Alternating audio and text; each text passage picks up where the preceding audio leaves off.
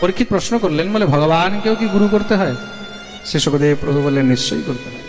কেন? গুরু ছাড়া এই সংসারের মধ্যে ভগবান দেখিয়ে দিলেন জ্ঞান প্রাপ্ত করা যায় না। গুরু ছাড়া দ্বিতীয় কোনো গতি এই ভগবানও যদি সংসারে এসেছেন, ভগবানকে গুরু করতে হয়েছে। প্রেম সে বলো।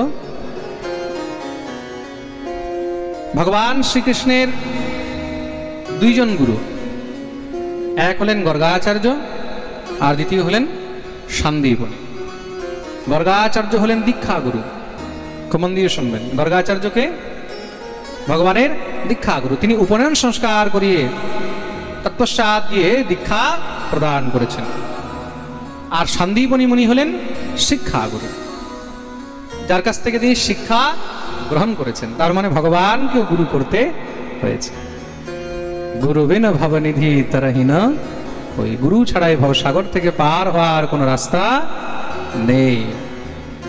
তার জন্য ভগবান নিজে আচরণ করে জীবকে উপদেশ করে গেছেন, ইয়দ যদাচরতি শ্রেষ্ঠ তত্তদ্দেবেতরো জনঃ সয়ৎ প্রমাণম কুরুতে লোকস্তদনুবর্ততে।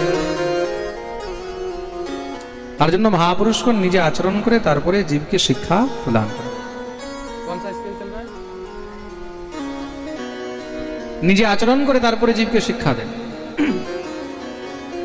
আর এই সংসারে গুরু ছাড়া জীবের কোনো গতি নেই।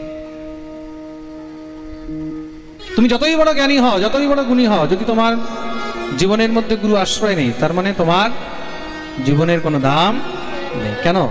জীবনে যখন সংকট আসবে, জীবনে যখন কোনো সংশয় হবে, তখন তার সমাধানের জন্য কার কাছে যাবে? তার জন্য একমাত্র তখন গুরুর কাছেই যেতে হবে।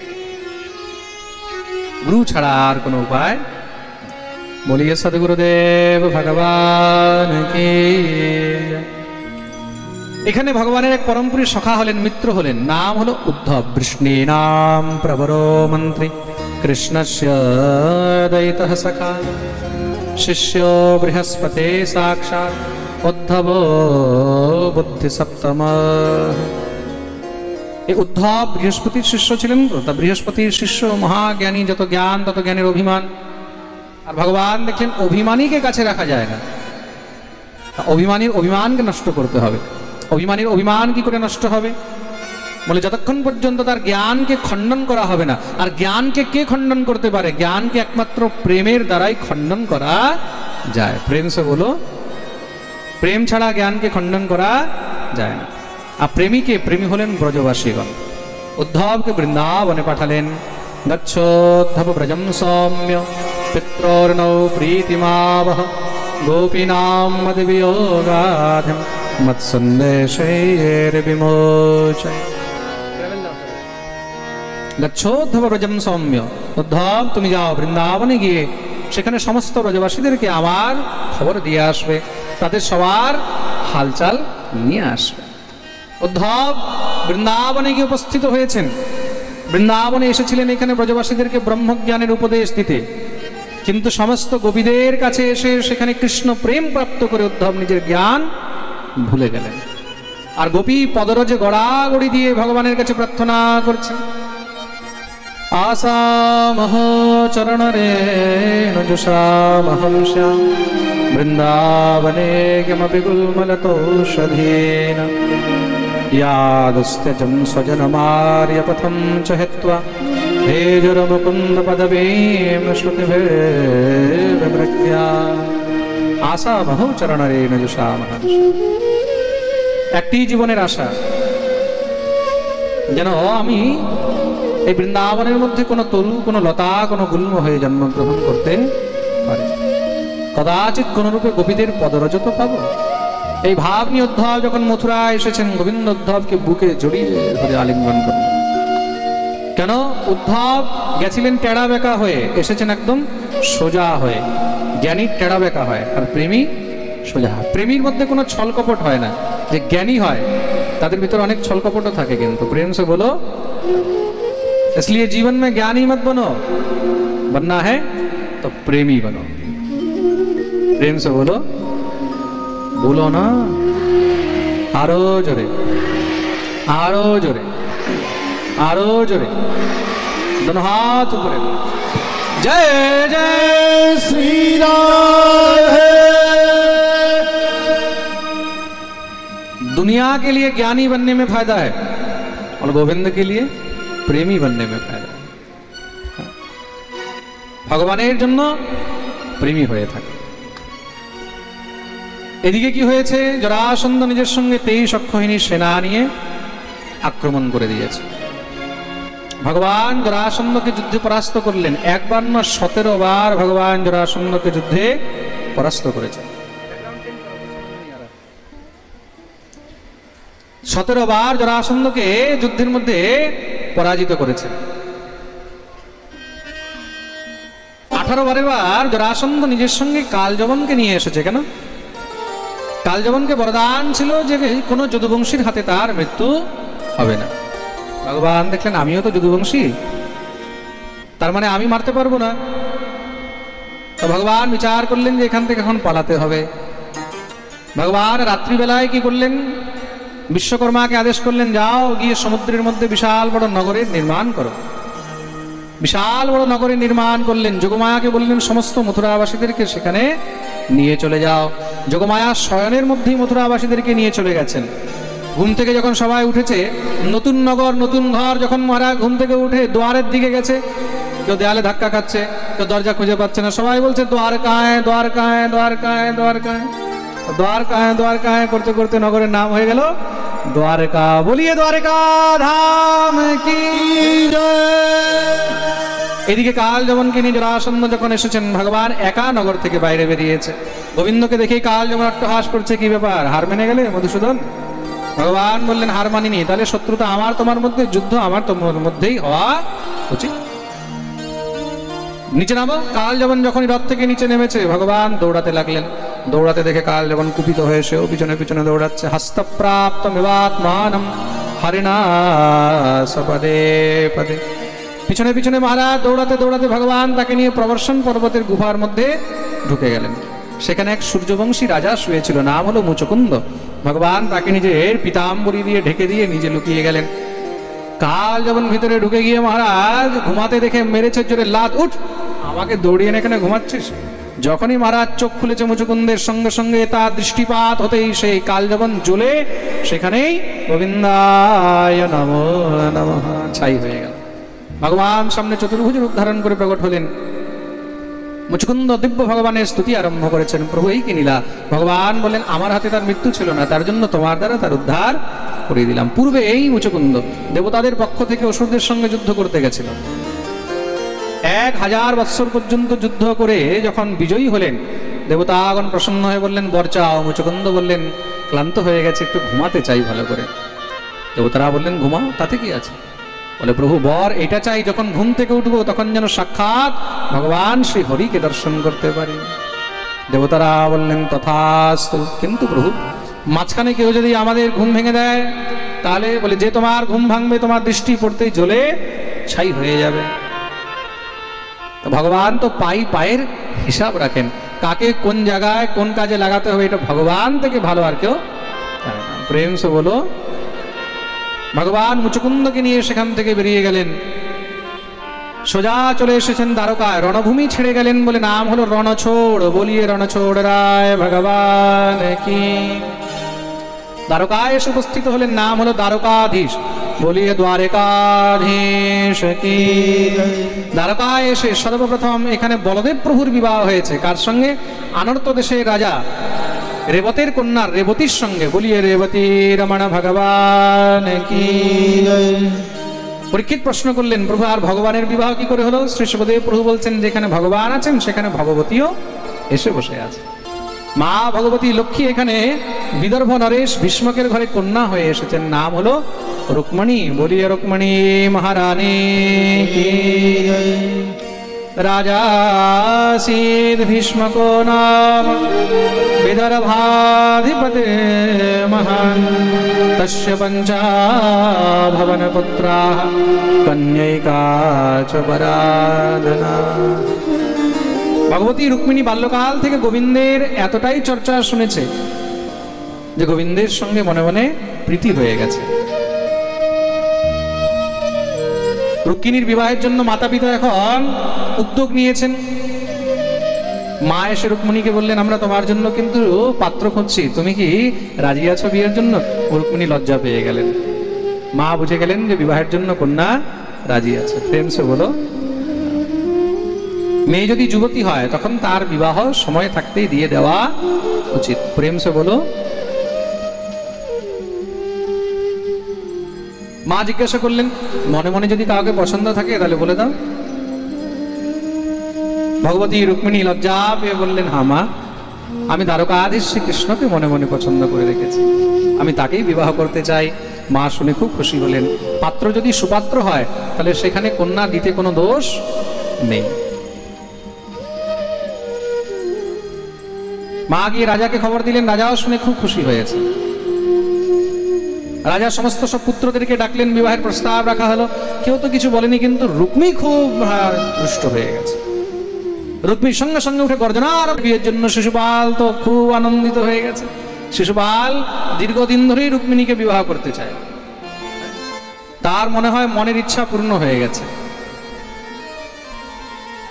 আর এদিক দিয়ে তো রুক্মিণী কাঁদছে মায়ের কাছে, মা আমি শিশুপালকে বিয়ে করবো না, দেহত্যাগ করবো, তাও বিবাহ করবো না। মা বললেন, আমি কিছু করতে পারবো না। কেন? পুত্র বড় আর তার মধ্যে দুষ্ট, সেখানে মা বাপেরও শোনে না। সমস্ত সব সখীগণ রুক্মিণীকে একটি খুব সুন্দর উপায় বললেন।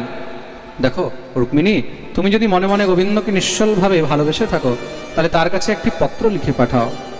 তোমার প্রেমের বেদনা বুঝলে সে নিশ্চয়ই তোমাকে এখান থেকে মুক্ত করে নিয়ে যাবে। ভগবতী রুক্মিণী খুব সুন্দর পত্র লিখেছেন। পত্র নিয়ে যাবে কে? হ্যাঁ, ব্রাহ্মণের জন্য কোথাও কোনো বাধা নেই। এক ব্রাহ্মণকে গিয়ে পত্র দিলেন। সেই পালিবাল ব্রাহ্মণ পত্র নিয়ে এবার গোবিন্দের কাছে যাচ্ছে।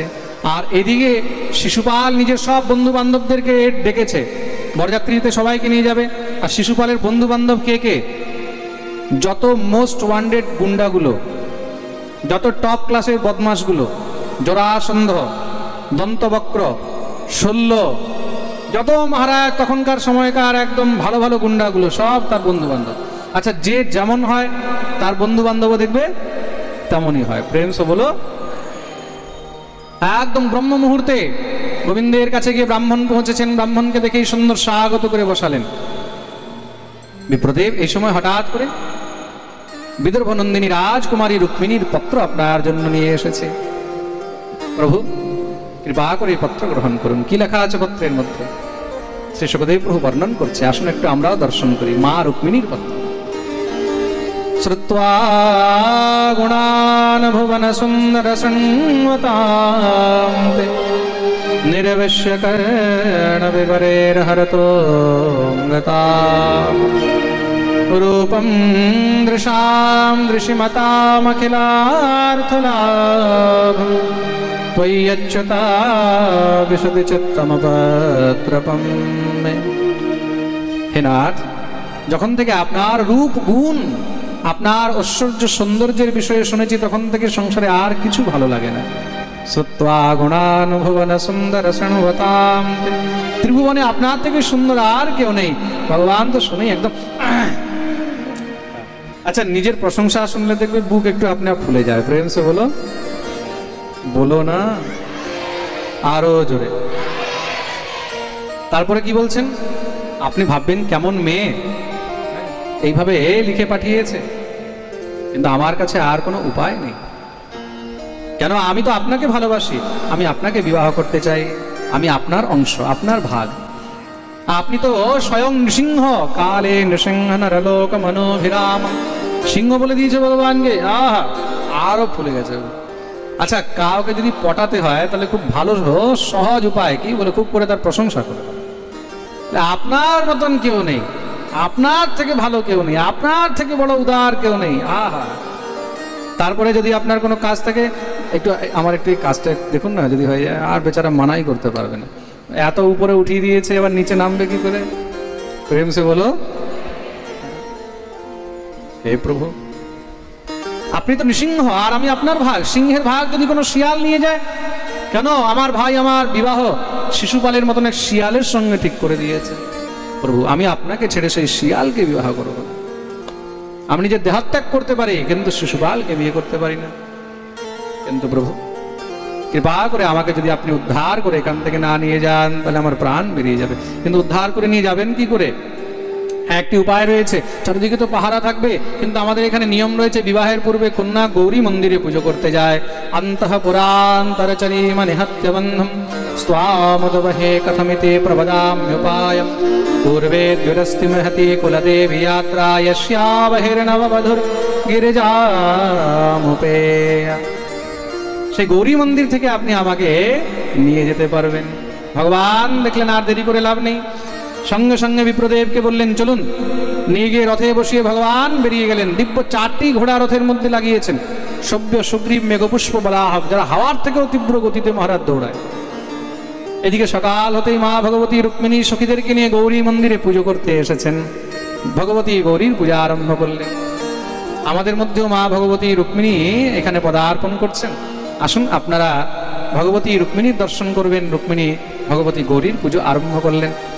জয় জয় গিরিবর রাজ কিশোরী, जय जय गिरिवर राज किशोरी, जय जय गिरिवर राज किशोरी, जय जय गिरिवर राज किशोरी, जय महेश मुख चंद चकोरी, जय महेश मुख चंद चकोरी, जय गजवदन षडानन माता, जय गज बदन सडानन माता, जय गजवदन षडानन माता, जय गज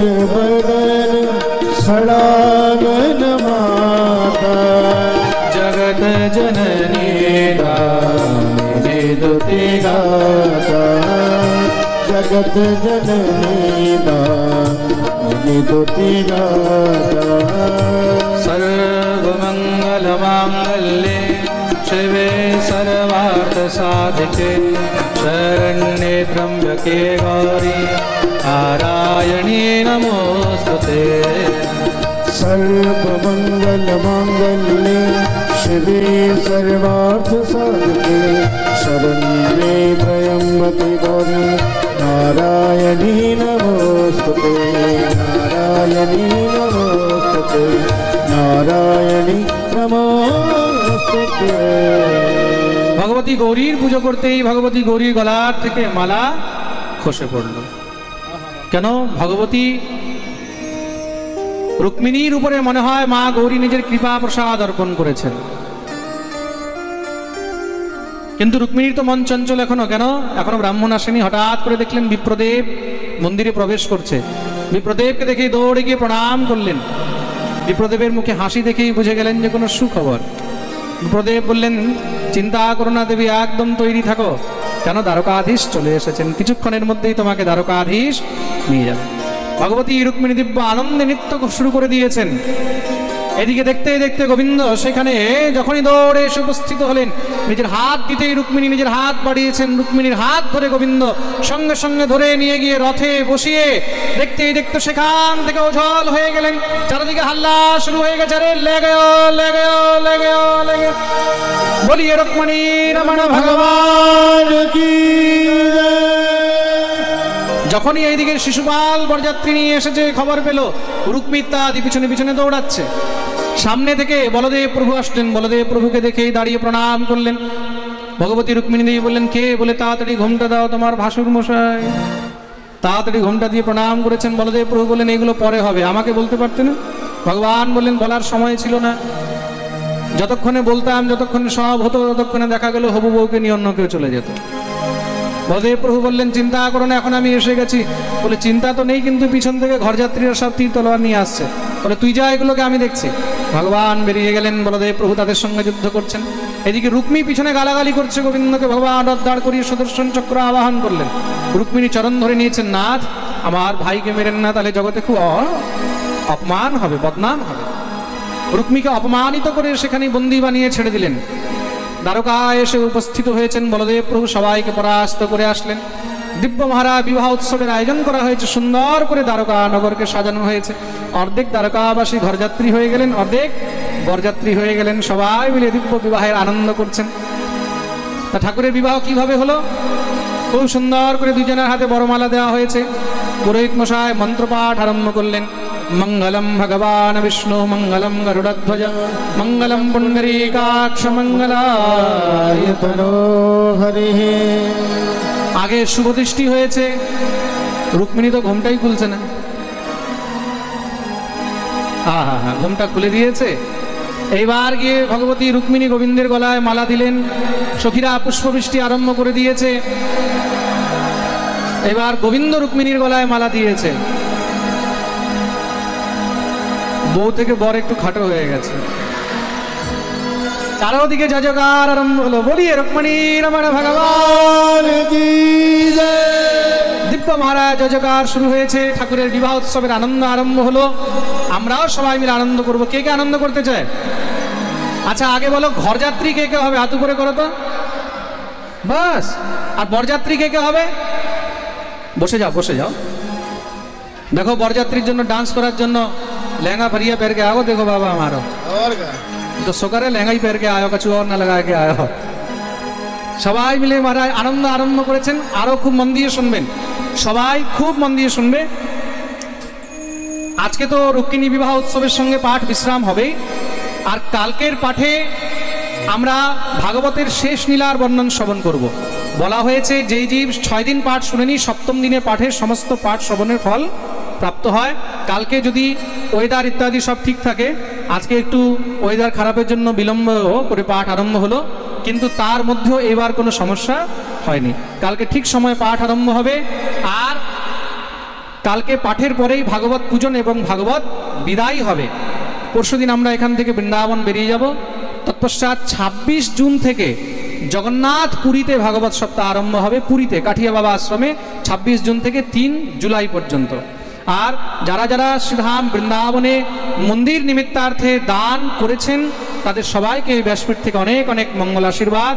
আর যারা যারা দান করবেন তাদের কাছে আর 2 দিনের সময়, কাল আর পরশুদিন মধ্যাহ্ন পর্যন্ত আসুন আমরা সবাই মিলে ঠাকুরের বিবাহ উৎসবের আনন্দ করব। আজকের পাঠে দুপুরে বৈষ্ণব সেবার জন্য যিনি অর্থ প্রদান করেছেন অরিন্দম ভট্টাচার্য বড়ুয়া কলোনি থেকে, এনার জন্য জোরদার তালি। রাত্রের প্রসাদ যে ভক্তদের হাতে তুলে দিয়েছেন, বসে যাও।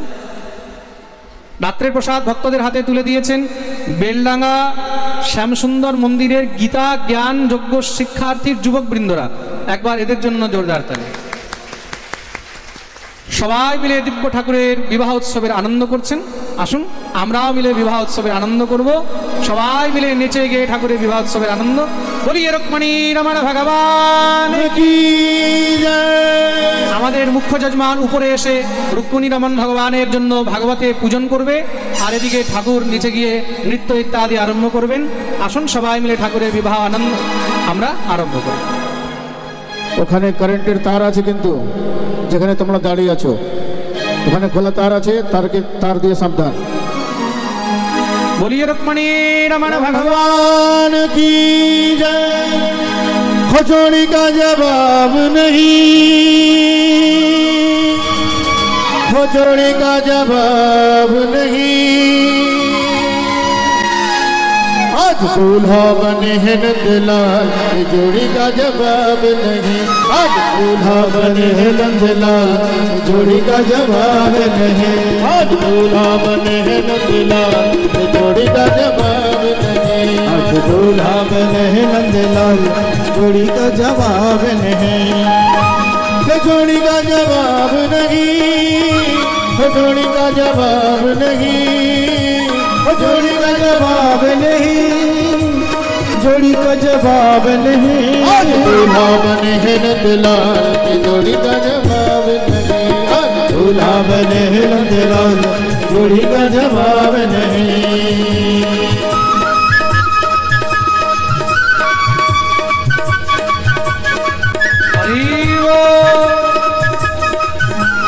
हाथ ऊपर करे ताली सेवा।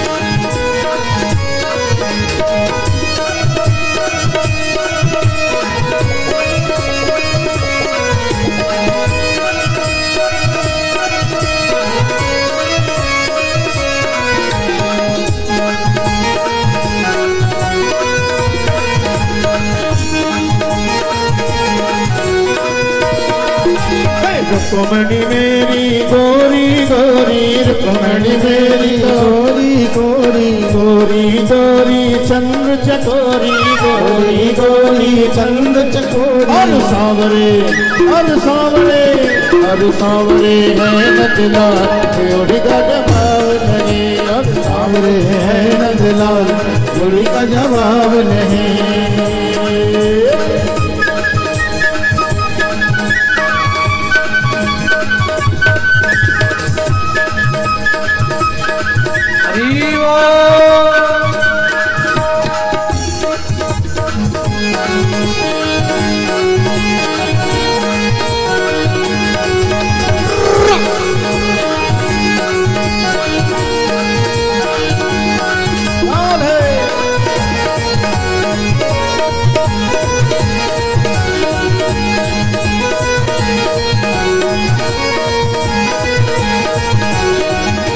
रुक्मणी मेरी राजकुमारी, रुक्मणी मेरी राजकुमारी, राजकुमारी राजा की दुलारी, राजकुमारी राजा की दुलारी। और